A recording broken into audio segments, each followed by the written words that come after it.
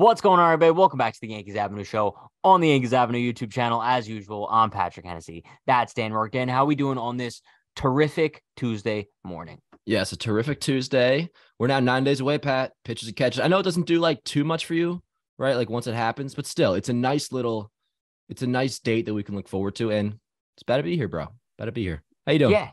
I'm good. The start of spring training is always cool, but then like once you get into the dog days of spring training, like early mid-March, then I'm kind of just over it. But bro, we're getting close. Getting into topic number one, bro. Let's just get right into it here. Pitchers and catchers, like we said, report for the Yankees next week. Dan, what's one storyline that you're most excited for heading into spring training? All right, so I'm not saying this in a generic way, and I even wanted to bring this up to you before when coming up with this question as don't use this, but specifically part of the shortstop competition. I'm very curious as to what will happen if Anthony Volpe does rake, because the Yankees have, at least to like the media and to the fans, have said that it's going to be a legitimate competition. Volpe has a chance. There was an interview that just came out with him this past weekend. I believe it was NJ.com, where pretty standard stuff. But he's basically saying, I'm taking this job seriously. I'm going to try to be the opening day shortstop for the Yankees. So what happens if he does ball out and hit 400? And let's say Peraza struggles. Say Volpe is by far the standout here. What do you do? I do think, like, I'm not trying to rain on your parade here, but I genuinely think that Anthony Volpe has zero chance of making the Yankees opening day roster. And I think it has nothing to do with how he performs in spring training, right? Because at the end of the day, he's not going to be on the opening day roster or not because of how he performs in the spring. He's not going to be on the opening day roster because of the service time stuff. That's why it's interesting to me, the whole reason. Because I agree with you. But what if he balls out and hits then like he 6 still home starts runs? in AAA. I think so, but is that then a bad look? And I don't disagree with you. They'll come up with something, again, bro. This is why I find this interesting, because if they do send him down, like, that might kind of be a shit show amongst the fan base. No, it would look horrible.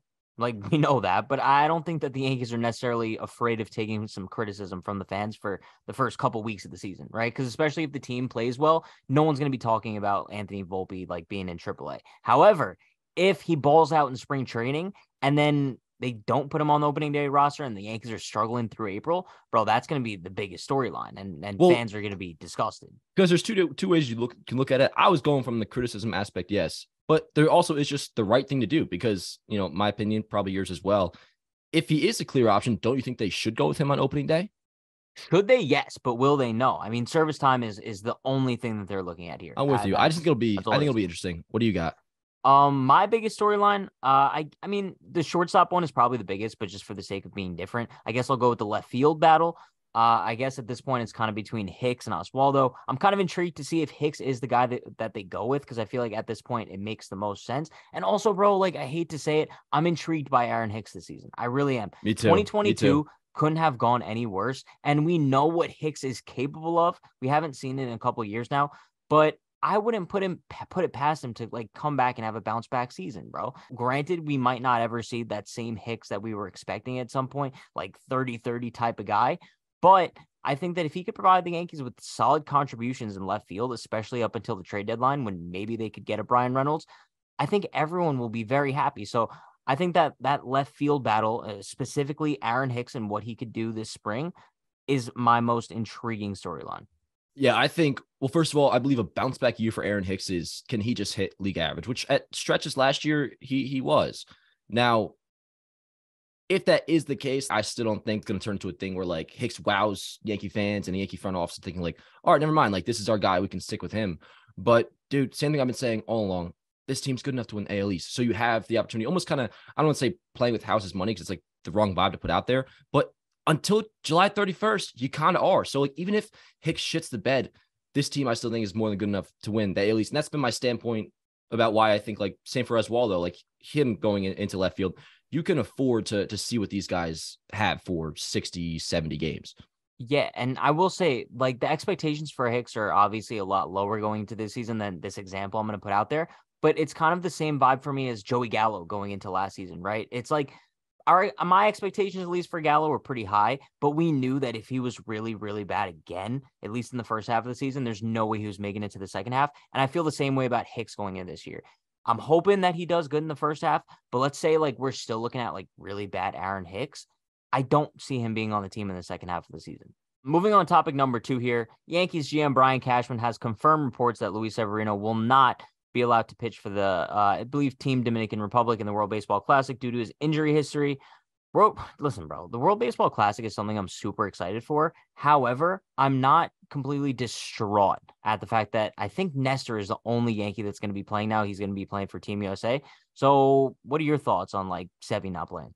Yeah, I'll give my thoughts on Savvy in a second, but I wish Cole was doing it. And I know what you're talking about. You're saying from a health standpoint, right?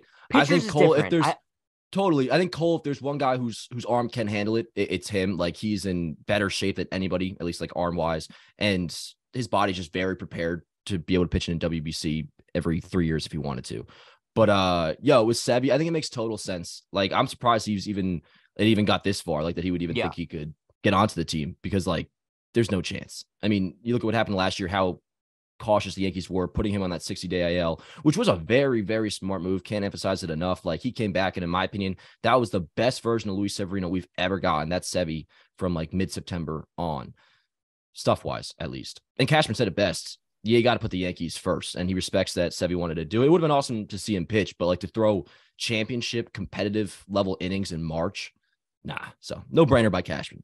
Yeah, I mean, speaking of the WBC though, one guy I'm like disappointed that's not playing is Judge, just because I feel like for hitters it's a lot different. Like I'd much rather some of the Yankees bats play rather than the pitchers, because bro, like it can't hurt Aaron Judge to see some like top level pitching in the month of March instead of being in spring training, right? So I'm surprised that not like him, Stanton, because Stanton was a big piece of the 2017 World Baseball Classic team. So I'm surprised they're not doing it. Well, Stan, I get because he has done it. So it's like I think this is one of those things like you do it once, and I believe the 17 team feel dumb forgetting this. They won, right? US won. Yeah. So there you go. I get on that end. Judge, though, yeah, man. I'm not like disappointed in him, but like I would have loved it. Also, dude, imagine him and Trout. Dog. It's Captain America. Captain America. Like that's what Aaron Judge. Imagine him in the USA WBC uniform. No, and not to mention, our lineup is already so freaking stacked. Like if you had Judge on there, dude, what we really do need though is some pitching. Let's say Harper didn't get hurt. You could have had a Team USA outfield of Trout, Harper, Judge. The thought of that makes me want to salivate, bro.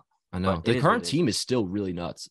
It is. I mean, they lack pitching, but for sure. Yeah. But like, it's good enough, I think, to get them by because our lineup is loaded. I think Pete Alonso is on the bench. Like that's how good we are. Yeah, because Goldschmidt's is starting first. But dude, I'm really, really, really excited for the World Baseball Classic this year.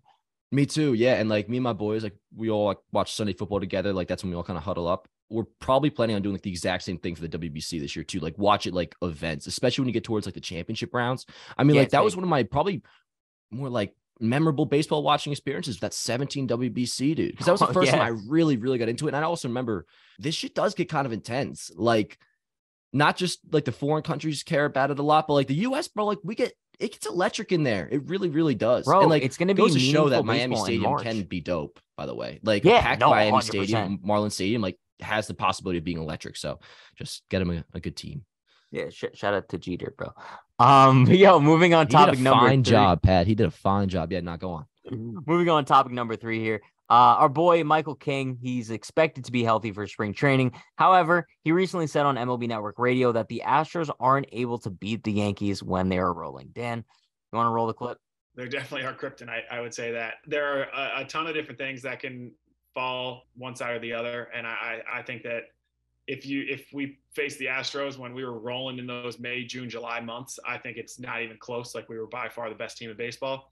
We hit a little bit of injury. We had a trade deadline, I think, kind of just like threw off the locker room a little bit. But if it's all together, I think this team's unbelievable, and there's no chance that an Astros team could stop us when we're rolling.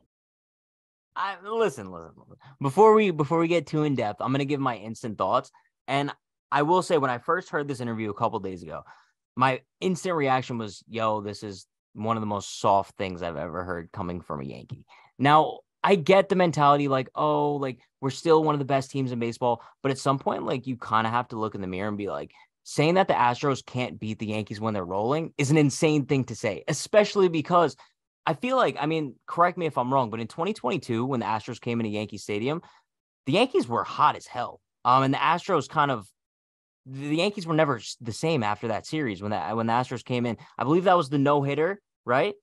The Astros no-hit us. Yeah, and then the next day was the DJ game tire and Judge walk-off. Yeah, they split the series 2-2. Both were walk-offs. They didn't lead, I'm pretty sure, like They only had a lead like 2 innings or something like that, or never had a lead. Sure. Like that. But I feel like after that series, the Yankees necessarily weren't that same dominant team. But I mean, either way, putting 2022 aside, I just think that this is like another one of those things that like we clowned Vlad for, right? We clowned Vlad for saying that the Yankees were the easiest team to beat. I'm clowning Michael King for saying that that the Astros can't beat the Yankees when they're rolling. You just can't say that about a team that's owned you. The Astros have been the Yankees' father for the past, 6 seasons now? It's just an insane thing to say. So, yeah, I think it's an insane thing to say because the optics of it are just dumb. That's a great comparison, by the way. This is absolutely almost identical, very similar to like what Vlad said a week ago. I don't even disagree with him, though, because I think it's dumb to say. I wouldn't have said it, but like actually what he's saying, I don't think it's that outlandish. I mean, you give me the June 2022 Yankees with the trade deadlines they made healthy. So we're talking Carpenter's healthy, DJ's healthy, and you also have a healthy Andrew Benintendi, bullpen additions as well. And we can just forget Frankie Montas in this situation. I think the Yankees have just as much of a shot to win the ALCS as the Astros do. I'm not saying they would have won, but it would have at least been, I think, competitive. They wouldn't have gotten swept. I think they were, at least, even if the Astros were like a tier better in June, I still think they're in the same tier. Regardless, though, it's dumb to say. I wouldn't have said it. I think it's also a little bit of a, you go on these interviews, I don't want to call it fluff, but it's kind of, you just like thinking out loud. Just Michael King's not like seriously like putting all these thoughts on the record. He's kind of just like rolling things off the tongue. And like, what else also is he going to say? He believes in the team. And that also was kind of describing his mindset going into 2023 as well. So it's not like he's doing a total like reminiscing, oh, what could have, should have, would have been or whatever. Yeah, but I mean, one thing that I will say from this quote that, I mean, I feel like we've seen numerous times out of a couple different Yankees is kind of just excuse making, bro. And I'm not a huge fan of it. We talked about this at nauseum during the playoffs, especially when Sevy said something about like Bregman's 3-run shot off of him was lucky, just Boone blaming the roof being open, like excuses, and King throwing out the trade deadline threw off the clubhouse, bro. That's one of the lamest excuses ever. I'm glad you brought that up. Especially because it's not like you traded away Aaron Judge. You traded away Jordan Montgomery, a guy who was not going to take any, bro. He wasn't going to step on the mound in the playoffs. Okay. Whether the clubhouse liked him or not doesn't matter, bro. You didn't lose an all-star pitcher. Okay. And also you gained Harrison Bader. Granted, he wasn't healthy when you traded for him, but bro, it was still a huge acquisition. So to blame the clubhouse being sad about the trade deadline was an insane thing to say as well. Yeah. So as for like the players they lost, like I'm not talking about like, I don't think you could ever get upset about like the talent you're acquiring or losing. It's a Glaber Jordan Montgomery. Bro. Jordan Montgomery was like very well liked in the room. So like that's where they're coming from. But no, it's so dumb, Pat. Like I'm with you. And usually the way I stand on all these things is I won't blame the feeling. I'll blame you saying it. Like a lot of times I'll agree with some of the things say Boone may have said or Severino, what have you. Not in this particular instance with the Bregman shot, but just sometimes I'll hear what they're saying. But it's like, you got to know when you say that, you sound like an idiot. You sound like a loser. You just sound like the baby brother, which you clearly are, but it makes it worse when you dig yourself deeper with these holes of just like complaining with excuses to the media and not just owning up that like you got owned, which they have in some regard, but like that's the only lane you can really go on, that you got owned. Like all this other stuff, you can't let it leave the mouth because it sounds so dumb. Yeah, so I hate it, bro. We're with each other, I think.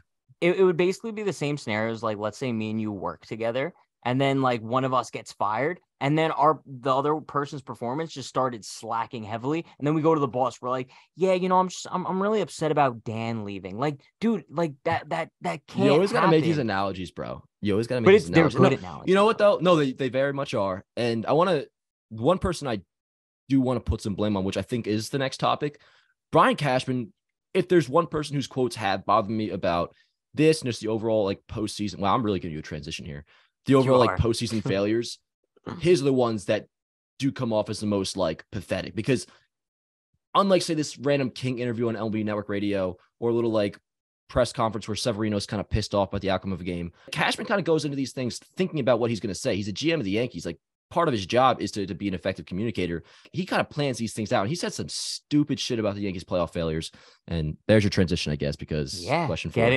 Getting into topic number 4 here. This is a quote from Brian Cashman in a conversation with newly hired Omar Minaya. I'll read out the full quote. The truth was, in the end, we were 4 games short of a World Series appearance, but it felt like the way our fan base reacted and the press that we got knocked out in the first round. So you can't really remember sometimes reality versus the perception. And the perception was we didn't do well. The reality was we had a hell of another run at it, but fell short. But that's just the New York market. What do you think about that, Dan?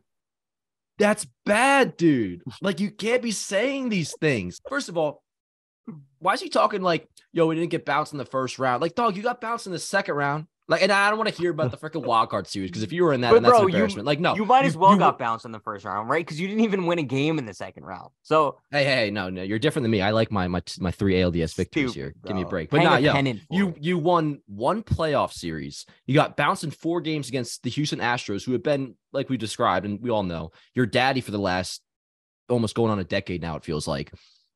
What else? How else you feel the fans? Like, what else are they to react? Are we supposed to be happy about this? No, of course not. We have expectations year in and year out to win a World Series. And I understand you're not going to every single year achieve that goal. But when you have 2017, we all know the story, Game 7 of the ALCS, we thought we'd be back because we had a nice young core, the baby bombers, right? And since then, it's been nothing but absolute failure. And at the forefront of that, the poster child for all that has been Brian Cashman, and I guess you could say Aaron Boone, hired by Brian Cashman. So it's just like, what do you expect the fans' reaction to be when expectations aren't met? And it's not us being unrealistic. It's not us being like irrational or anything, because, well, yes, 2009 wasn't that long ago. That was a long time ago. I didn't have armpit hair when I watched that. And to be honest with you, Pat, like, I don't even know if I watched like 5 or 10 regular season games that year, honestly. So like in my Yankee watching tenure fandom, dude, I've had nothing. So how do you expect us to react? That's the thing that bothers me with Brian Cashman. Like, you have to know that nobody's going to, and this is one of those things where I don't understand where he's coming from either. Like, this is both dumb to think and dumb to say. Yeah. And I think kind of like relating back to some of the quotes we've read from like Michael King, for example, right? I think it all stems from a lack of accountability. And I think that there's no accountability in the Yankees organization. I don't think anybody's ever going to step up and be like, yo, my fault, bro. And I think also at the same time with Cashman in this quote specifically, I think it's a coping mechanism. I think it's a defensive mechanism, because you look at the Yankees roster going into the 2023 season, it's basically identical to what it was last year, right? Besides the Rodon and Canely additions. This is Cashman's defense mechanism in the sense of, while this is the same team, it's him defending it that, yo, he thinks that this team was capable of winning the World Series last year. So that's him defending himself going into this season with basically the same roster. And I think that's kind of what he's aiming for here, because he can't necessarily say like, oh, last year's team just wasn't good enough, because this year's team is basically the same thing. You know what I mean? So it would make him look bad. And bro, there's never going to be any scenario where you're seeing Brian Cashman take accountability for anything. But I mean, also when you look at like the end of the quote, when he says, but that's just the New York market, bro, that's another thing that pisses me off so much, because here you are again, not take accountability for yourself and the organization, but you're pushing it on the fans, bro. Like, you're pushing it onto the fans that it's like, it's New York's fault. It's the New York media's fault. It's Yankees fans' fault that we expect too much out of this team and we expect World Series or bust. But I don't think it's an insane expectation, especially when you're supposed to be fielding a World Series team every year. And they say that that's their goal every year, right? Their goal isn't to get eliminated by the Astros every year. So you can't blame fans for wanting to finally get over the Houston Astros. And you can't blame them for being frustrated with the product that they're putting on the field. Dude, they legitimately believe, and this is, I guess, what bothers me the most. They consider this actually a good season. Like, they look at making a playoff run, making a World Series run, well, never getting there. Short, by the way.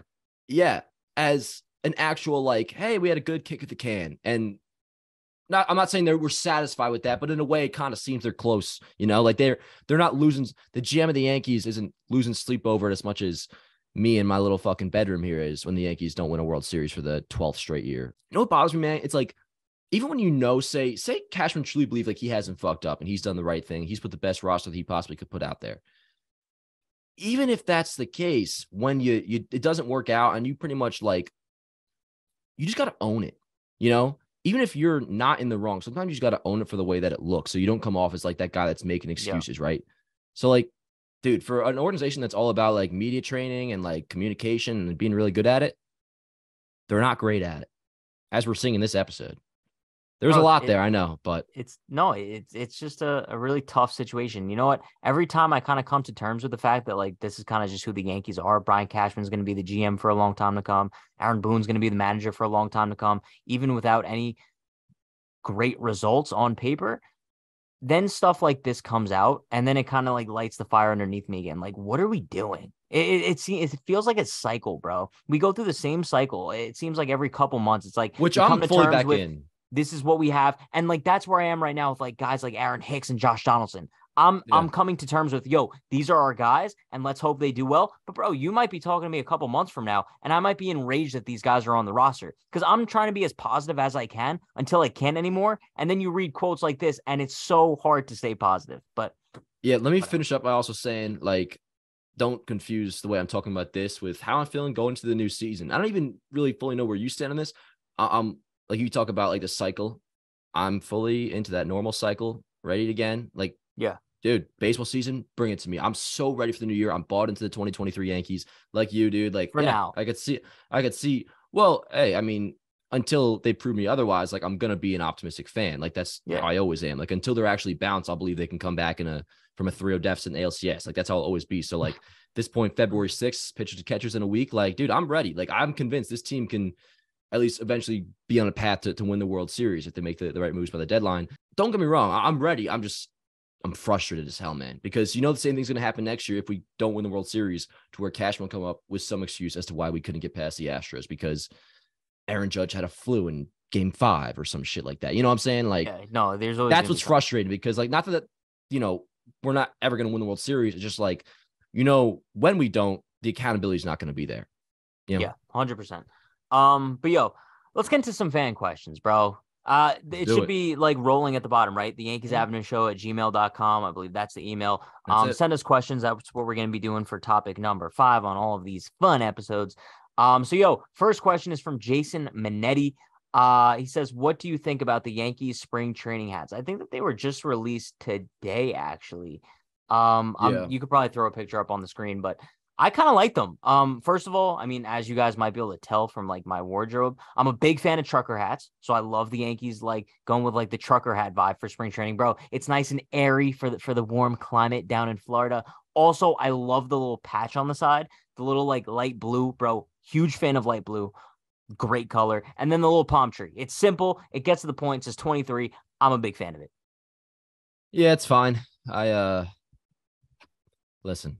You sound indifferent, like you don't care. If I was in charge, it'd be the nice hats. The hat thing, dude. Like, I'm cool with. I'd love to have an alternate. I've never had an interest in a Yankee hat other than, dude, what did I literally say to you before we got on today? You should wear the classic midnight blue Yankee hat more often because that's all I think you ever need. But that's not what this is. No, okay. This is relax. A black They've worn that hat. Before. Well, no, whatever. I'm just saying, like, classic, like.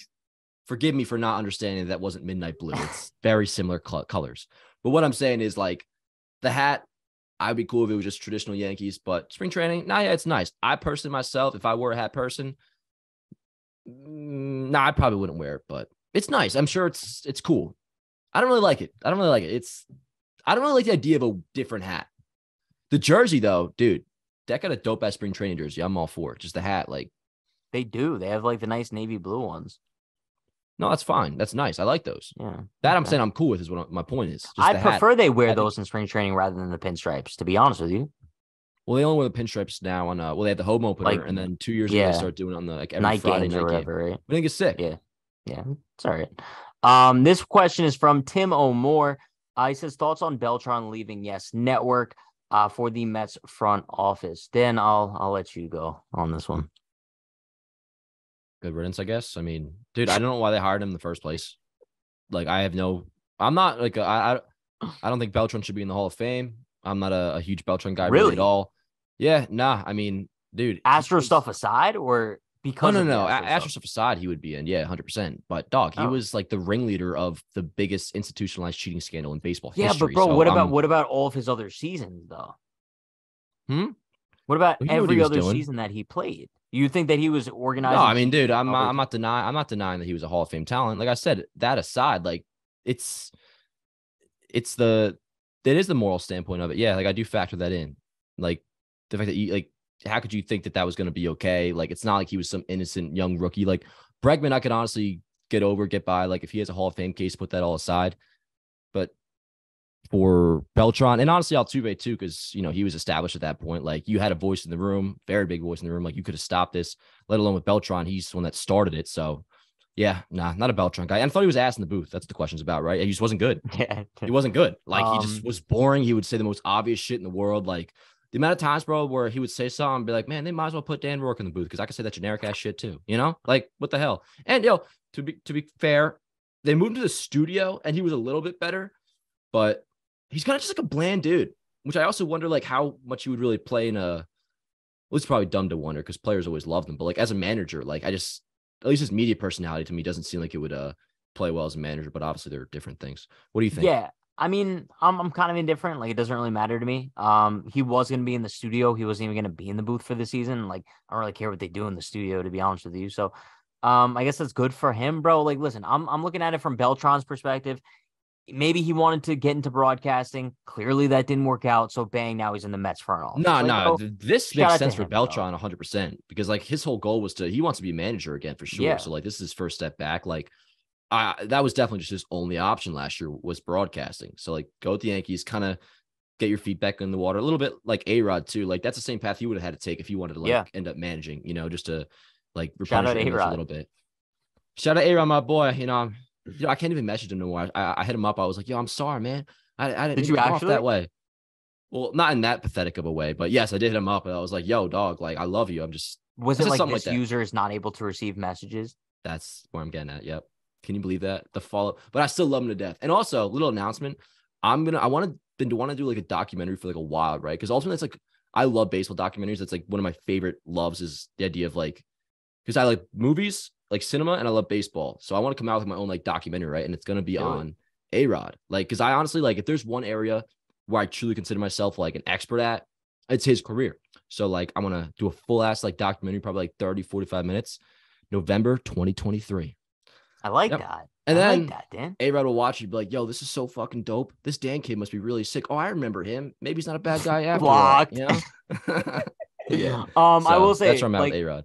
Wrapping things up for this whole episode, it was a pretty heavy episode. And it's kind of weird because I feel like we haven't really like dug into the Yankees like this for a few months now. Because every episode's kind of been like lighthearted topics, fun offseason stuff. But now since we're really getting like back into the nitty gritty here, I still want to like make sure that it's clear. I'm still positive about the Yankees going into the season. Yeah. But we can't ignore these major elephants in the room that like there are some like very rough things going on in the organization. But still very, very excited for the 2023 season. This is such a Cashman episode now, but I don't care. Like, dude, I have more points to make almost. Like, I have one problem. I think there's one problem. Like, it is all revolving around Cashman. Hal really proved himself to me this offseason by the way he handled Judge. Honestly. I know, but you also have to blame Hal in the sense of he keeps bringing back Cashman. You know, fair. like Cashman has a job because of Hal. So that's fair. Everyone gets blamed. True.